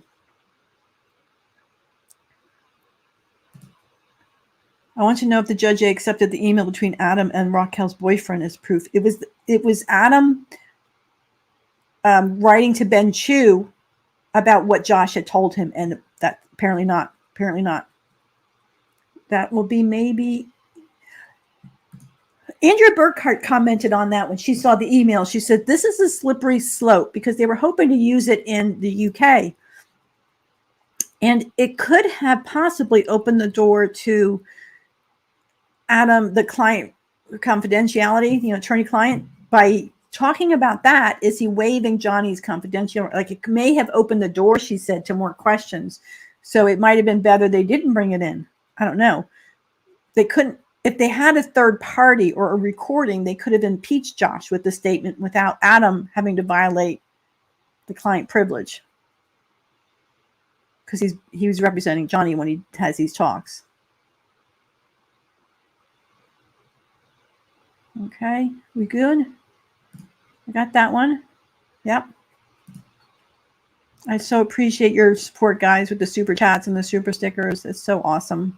All right, I think I'm caught up. Let's go to what we probably know Johnny's going to object to. Let me see if I can make this bigger for you guys. Share. Oh, my voice is going. I'm starting to sound like Tug. I don't know what Tug's done to his voice, but I have a feeling it's similar. He lives not too far from me, I think, and I bet it has something to do with all the pollen and the dryness and talking too much. So Johnny's objecting. This has been attached to the verdict order. All reasons stated in oral and written arguments in Mr. Depp's demurrers, pleas and bars, motions for summary judgment, and motions to strike. So what they're saying is they're protecting everything that they objected to during this entire trial, behind the scenes, sidebars, or arguments, motions, all of that we're going to preserve in case we want to appeal on any of those. All reasons stated in oral and written arguments in Mr. Depp's motions, jury instructions, and motions in limine. We're going to be getting those motions in limine. We're going to find out what it is they said the jury should not hear or see. The court's legal finding that Ms. Heard could prove actual malice by relying on the mens rea of either Mr. Depp or Mr. Waldman and permitting Ms. Heard to argue the same to the jury in closing. Mens rea, mental state, that Mr. Waldman knowingly said those things, knowing they were false and with reckless disregard for the truth. And the opposite, I think they're going to show, again, all those depositions that he did, the fact that he was making a claim to the LAPD with all that evidence. So Mr. Waldman obviously felt he was making those statements truthfully, especially with the gap in the phone calls, the 911 that they didn't know about until later. The court's failure to exclude inadmissible hearsay statements. So as much as Elaine is saying, hey, we had all the stuff that should come in that was ruled hearsay, Depp is saying, hey, there was hearsay stuff that should not have been allowed in, that you allowed in. So that's going to be part of the limines, I think. So that's going to be interesting. Because there were a lot of hearsay objections that Judge Ascarati said, I'll allow it.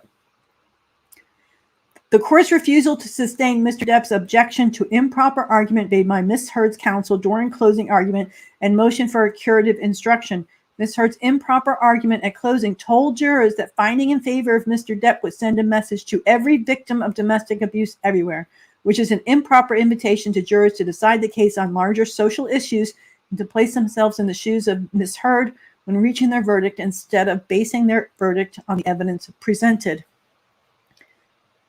It was a late objection.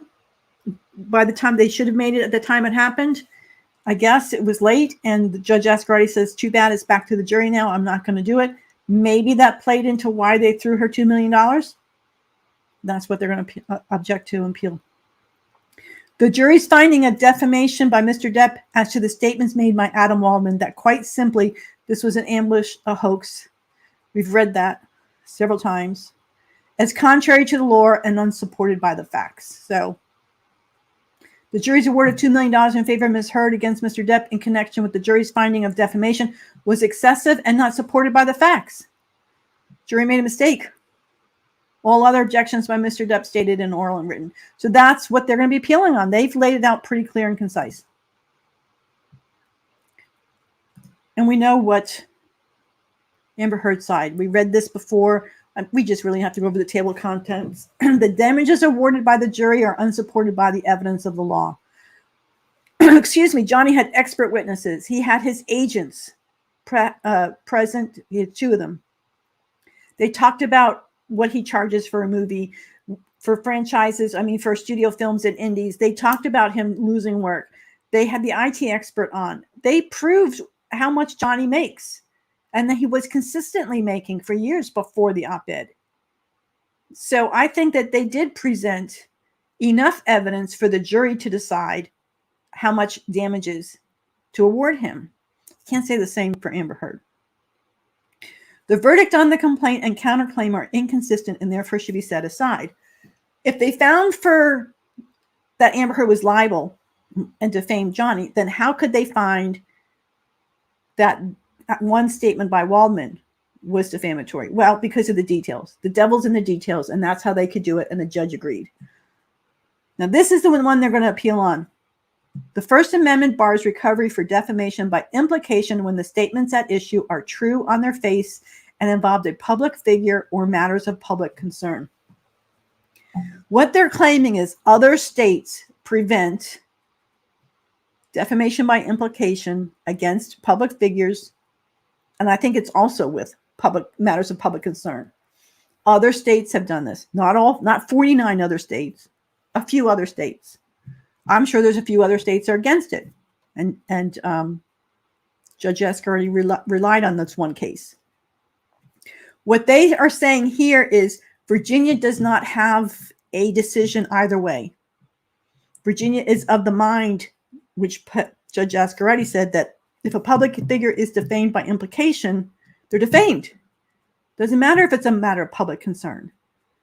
Otherwise, you're in a situation where if you're trying to promote STDs, for example, protection and stuff, a matter of public concern, that you can just start claiming public figures are guilty of spreading these, right? Because you can say anything you want against a public figure without naming them. Somebody who plays in a certain band, did this song, somehow by suggesting that you might know who they are without naming them, but get away with it because of the public concern. That public figures are still people and they still have a private life. They still are entitled to some privacy. So where do we set the bar? Virginia right now treats them equal for certain things. You still have to prove malice. So they're trying to say this might be a first look, a new law that Virginia has to rule on, has to make this decision that has never been looked at before. That's something that some of the lawyers think she could take up to the Supreme Court. We'll see. The jury's finding of defamation by implication with respect to the op-ed headline statement is contrary to the law and unsupported by the facts. Well, it's supported by my fact, because when I read that title, I absolutely knew she was talking about Johnny. I wish they had the original tweet with the original poster photo where it says Me Too on it, because I thought it was a clear message to Johnny that I am going to claim Me Too. I'm going to Me Too you. That's certainly the way I took it. So that's what they're going to go against. And we already saw this, and the judge came back and said, hell to the no. Hell to the no. I can't believe they're going to take the juror issue, because that was pretty spelled out that if you want to complain about the jury, you were the one who should have complained about it right away. Right? So I can't believe they're going to do that.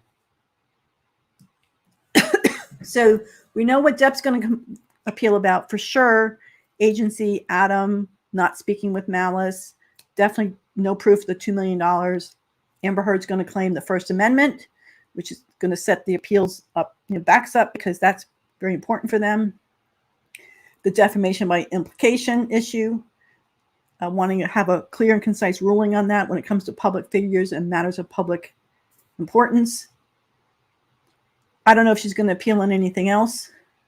You throw too much at the judges, they're just going to be bored with you. I mean, there's only so much they can get through.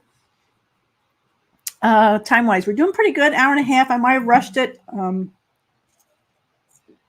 think I did pretty good on it as far as covering it. I'm not saying I did pretty good at explaining it. Why would her First Amendment, but Adam's isn't? She's trying to claim that it was a matter of opinion, what happened to her afterwards. She didn't name him. He's a public figure on a public matter. He should, even though because I didn't name him, people shouldn't assume it was about him and then hold me to the fire for that. Yeah, the jury found that she lied, but it's going to be up to the appeals court if this should have been an anti-slap. It never should have gone to the jury, I think. Keep talking. Okay, I'm doing good. I have a few super stickers or chats. Let me see what I saved here. Patty Joe, thank you so much. You are doing great. Thanks for going over the docs with us and your insight. I just don't get why all her legal team seemingly are fine with AH throwing them under the bus. Man, I know. Well, there was a rumor that Elaine and Amber got a little into each other's face or angry with each other. I don't know about that. That was a possibility. So I'm not sure they were best friends. Okay, I'm sorry. There was another one. Jade, you're so generous. Thank you so much. The TRO was dismissed with prejudice, yet she associated him again with the op-ed when she wasn't allowed to. Is this why they keep stressing he wasn't named? Because she could be in deeper trouble. They're stressing that the defamation by implication is because she said 2 years ago, I became a spokesperson DV. Well, what was she doing 2 years ago? What happened 2 years ago? Then they tried to say, well, any time that you claim in legal papers, that's protected speech and that's not defamation. So they're saying when she filed for the TRO that they shouldn't be able to hold that against her now. Well, she sold her story and the photos to People magazine. So she went beyond the legal filings. So when she says, yeah, 2 years ago I became, everybody knows who she's talking about. And we saw all the emails with ACLU and her lawyers. I want to talk about Johnny. I want to tell about Johnny, but how do I do this without getting in trouble? There was no doubt about it. Nope. Question. If JD pays the $2 million bond, where did it just go? If JD pays the $2 million bond, can he take it back as part of what she owes him? That's been discussed. He would have to, I just lost that one. Here it goes. He would have to file an attachment to her finances. So once he paid her, that attachment would work in and send it back to him. So it's not easy said and done. Will Judge A have to testify? No. She won't be involved in it at all. Not at all. Okay. If JD was so powerful that he lost everything, in the meantime, she lost nothing even now. Yeah, Depp was so powerful that he lost everything. I'm not sure what that was an answer to. I came into a middle of a conversation, it looks like. Yes, defamation is not part of First Amendment. You cannot lie about someone. But what they're trying to say is she was talking about her experience as a public as a matter of public importance without naming him. So he's, as a public figure, shouldn't be affirmed about him. To me, it's really kind of roundabout, but because we all knew who she was talking about. Everybody knew. And that was her intention. She wanted everybody to assume she was talking about Johnny. She wasn't clouding it. She didn't just talk about women in general. She said 2 years ago, I. She completely pointed to Johnny. No doubt about it. It'll go to the Supreme Court of Virginia first, not the national, or not our U.S. Supreme Court. So we're going to the appeals court in Virginia. This case law that they're trying to talk about, this defamation of innuendo or implication against a public figure for a public matter, who, again, innuendo means they weren't named. It goes to the appeals court. That could go up to the Virginia Supreme Court. Ooh, what happens during the appeal? Law and Lumber on Twitter did a great chart showing you that basically they filed their notice. Now they have to get the official transcripts. Now, they got transcripts every single day. But, those things can come with errors because they're turned over so fast. So I think they have to get certified transcripts. And that's a lot of money. This was a 6-week trial, not to mention the sidebars, not to mention the pretrial hearings. There's so much that's been done. They have to, anything they want to appeal that they need to support through the transcript, they've got to buy.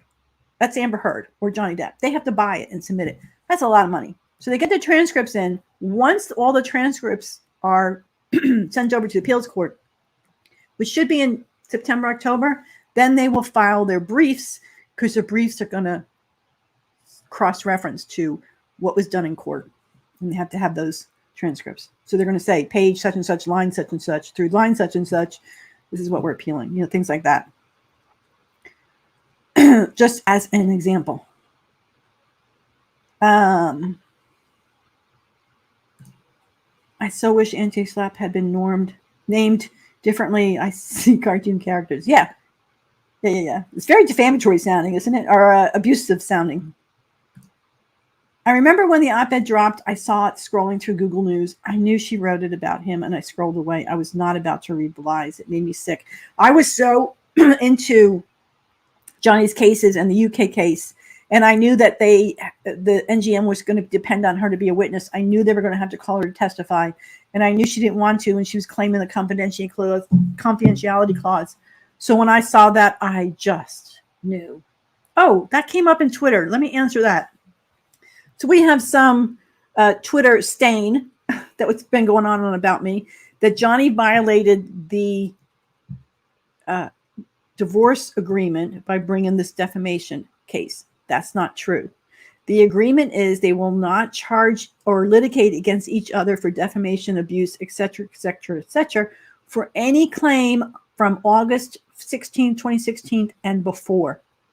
So in other words, when she made that TRO, when she did the People magazine, Johnny promised not to sue her for defamation over that. Johnny promised not to sue her or charge her for abuse. For example, that's what the agreed was. Bygones be bygones. From this date going forward, it's all new. So her writing the op-ed was a new event, a republication of her old claims, but a new event. So the divorce agreement doesn't prevent him from litigating against her on this. It doesn't force him to have to arbitrate against this, because it is a completely new claim from when they originally divorced. When Johnny said in the GQ article, I didn't do this to her, I'm not that kind of person, he was referring to the same claim, I think, versus the op-ed when she's republicating it.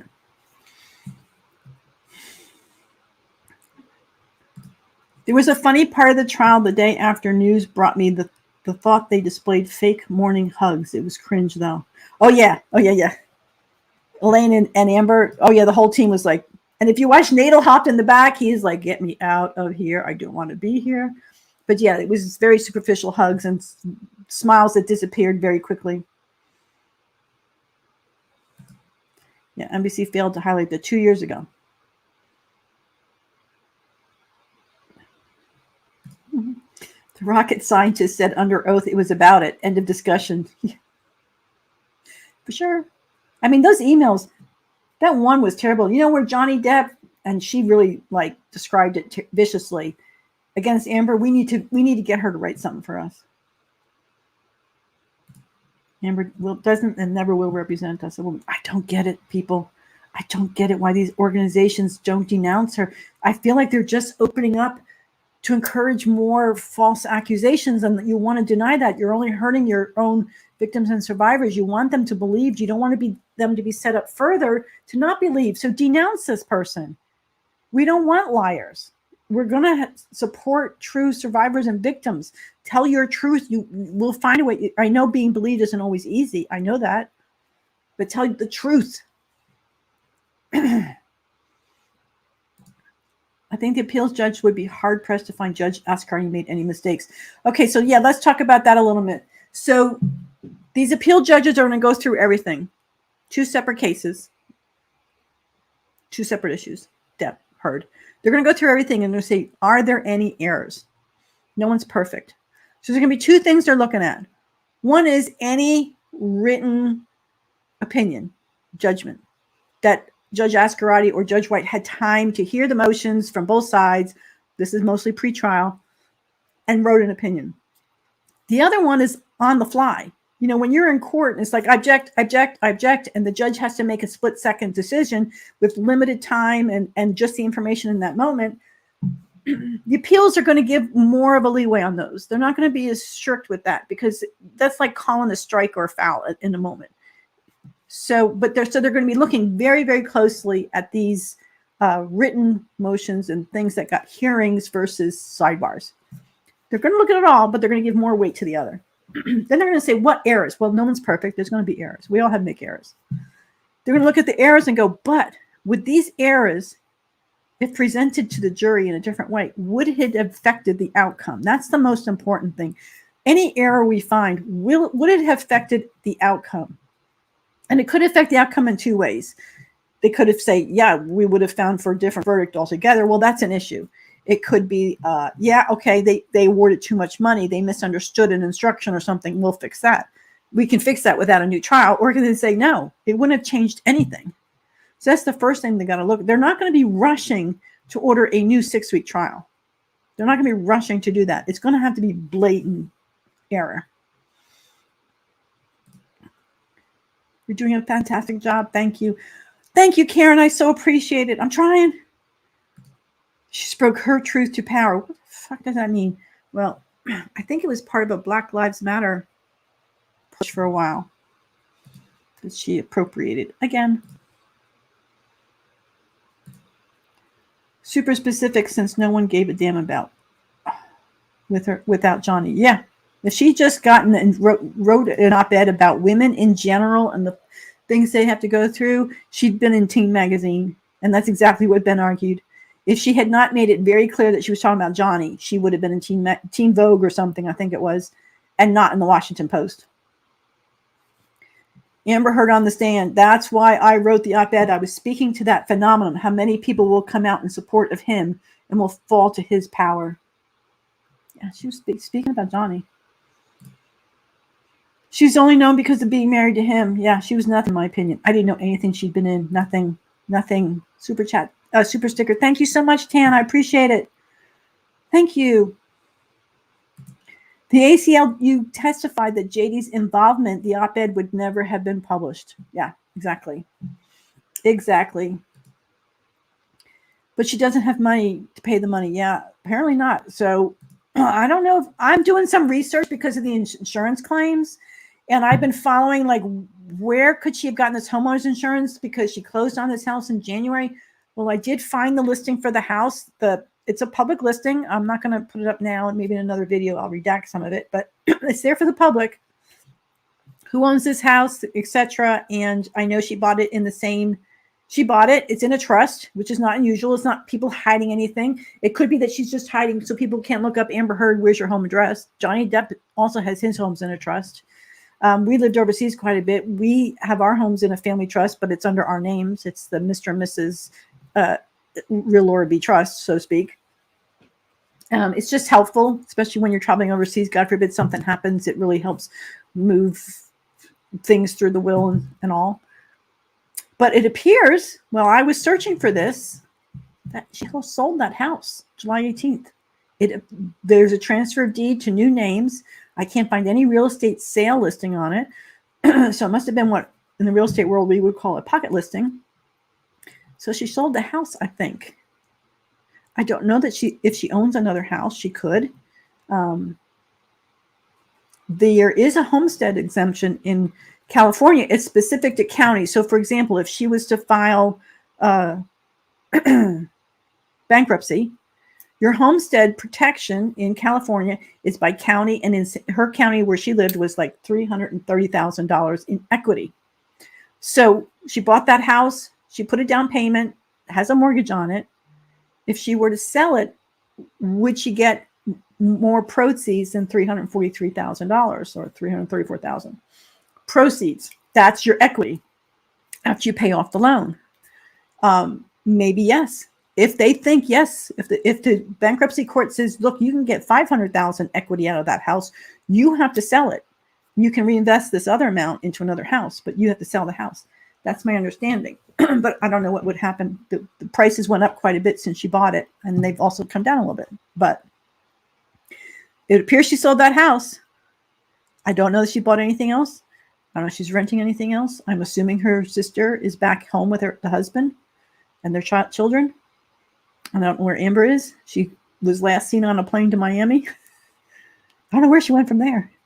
But this appears this house is sold. Staying with the kindness of strangers, maybe.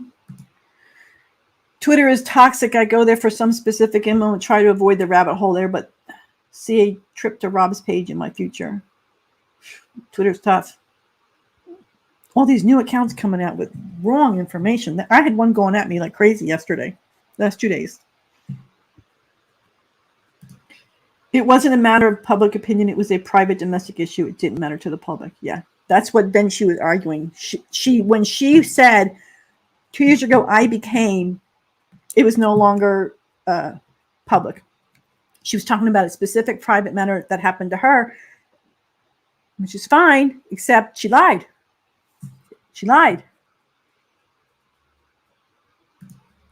Yeah, we're getting there. I don't know when. Sometimes they won't even hear oral arguments. They'll say, no, we're just going to do it off the briefs. So it's going to be up to what the appeal judges are wanting. The ACLU docs, when they tried to get her to tone it down or it would end in court, will all come in, and I hope they come in, and that one will be essentially said if it let it print. And the most important thing is none of them asked if she was telling the truth. Nobody did any reasonable search to say, did this really happen? I mean, did this really happen? You made all these claims in the UK, let's see, the op-ed was before that. So you made all these claims. That was after that, after the lawsuit. I'm trying to think. Because the only claims we knew about were the original TRO, right? December 2018, she wrote the op-ed. April 11, 2019 is when she filed the motion here in Virginia listing all these other issues. So the only ones we knew about that time were the TRO stuff.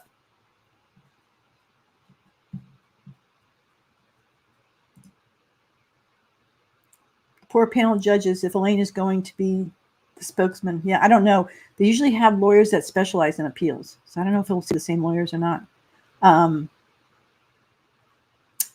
She dropped it. ACLU, she dropped it with prejudice. It was only a temporary, and he was out of town, no less. You were desperate for attention. It's almost as bad as YouTube, isn't it? But more toxic. Go there for one thing, and hours later, 15 topics later, still there. It's a rabbit hole. It's a rabbit hole. Hi, Laura. Missed you. Just having to rewind back to start. I'm glad you came, though. It'll stay up there. Rewind will stay up there. We're coming on to 2 hours, so maybe we need to come down to our final questions.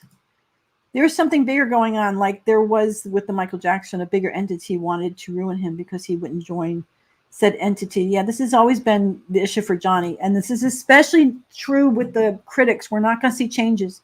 They're bashing his music.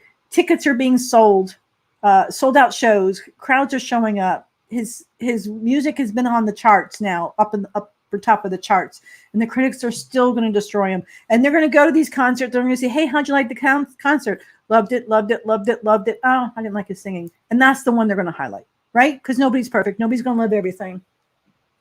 The critics are never going to give him a break, ever. And unfortunately, the studios have to think about that. AH teams being as competent as they are, hard to tell if it was on purpose or an oversight. It amazes me she fought for them. They are so bad. And if you're talking about Elaine, seems to me a paperwork lawyer, not so much a litigator. She's all about filing the motions, bearing your emotions, and getting you to settle.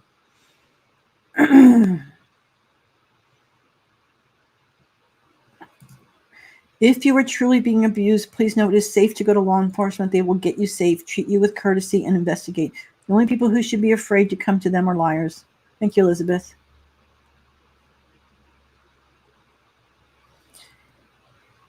It seems they pushed the narrative against straight white men. JD identified as non-binary like Ezra. I'm willing to bet they would have denounced Amber and sided with JD. I don't know.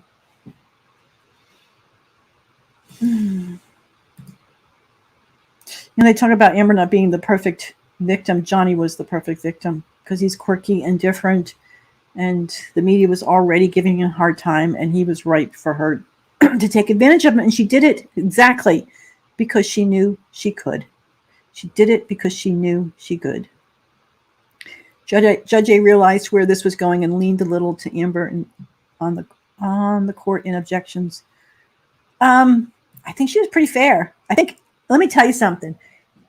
Elaine Braderhoff, way back during the plea and bar with the UK judgment, made it very clear we are going to appeal. No matter what happens, we are going to appeal. Judge A was on alert. She knew with all her rulings that she had to think in her head, it's going to be going on appeal. How do I rule? She had to think that way. I don't know who's backing her. Maybe. I don't know where she is. I don't know what she's living off of. She got paid. She kept the $7 million. She traveled a heck of a lot. She got paid for Aquaman. She lived there for free. They put her up. I can't think what she did some more traveling. Was it after Aquaman? I think she traveled. She made money. She did a couple other movies. I'm not saying she made 10 million from them. Maybe she made 500,000. Maybe she made 1 or 2 million. I don't know. She only got 2 million from Aquaman. Yeah. So she had some money. Millions of dollars goes a long way. I don't think AH team were bad per se, but look at the materials they had to work with. AH must have almost impossible to defend.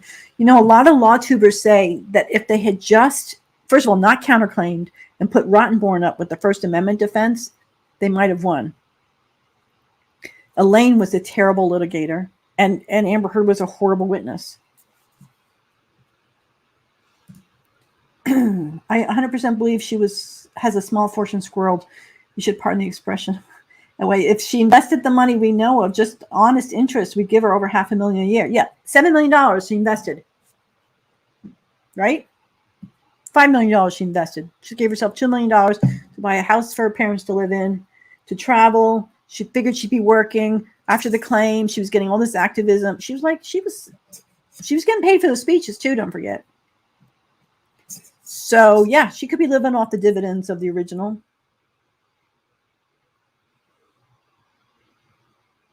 What else? When she stormed out of the courtroom after Camille owned her, she should have been done for contempt of court. Yeah, they gave her some leeway there. Sometimes if I don't know. They gave her some leeway. I think Judge Ascarty was shocked, but I did notice the head bailiff sat his chair by that door, so it was never going to happen again.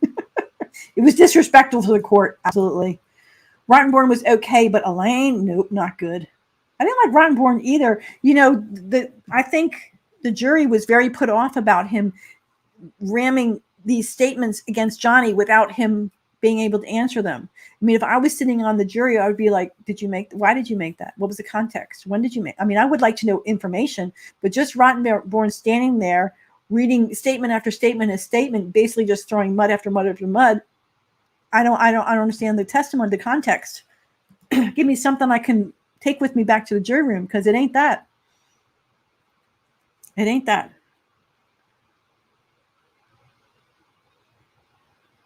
Twitter being toxic. I don't find Twitter. Block people. Block.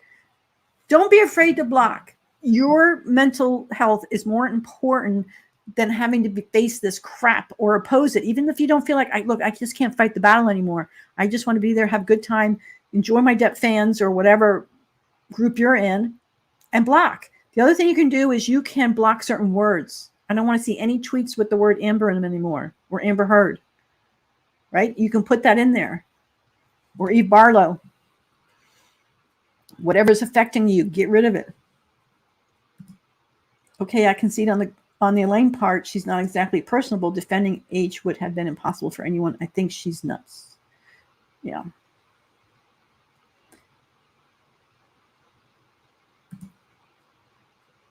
That's what I believe. Just Laura be mentioning the order neutral. That would be like, to the nth degree that it's very rare that it happens. Very rare. Appeals are not easy to win. Not easy to win. I'm at the 2-hour mark. I'm supposed to call it. Okay. My super chats are not coming up. My stickers and chats are not highlighting. Hey, Laura, thank you so much for all you do. I have just sent a screenshot of her original tweet to you, love from Australia. Yeah, her original tweet. I have it. It's on her Instagram. She still has it there. But I will look. I assume you sent it. I'm not sure where you sent it. DM on Twitter, maybe.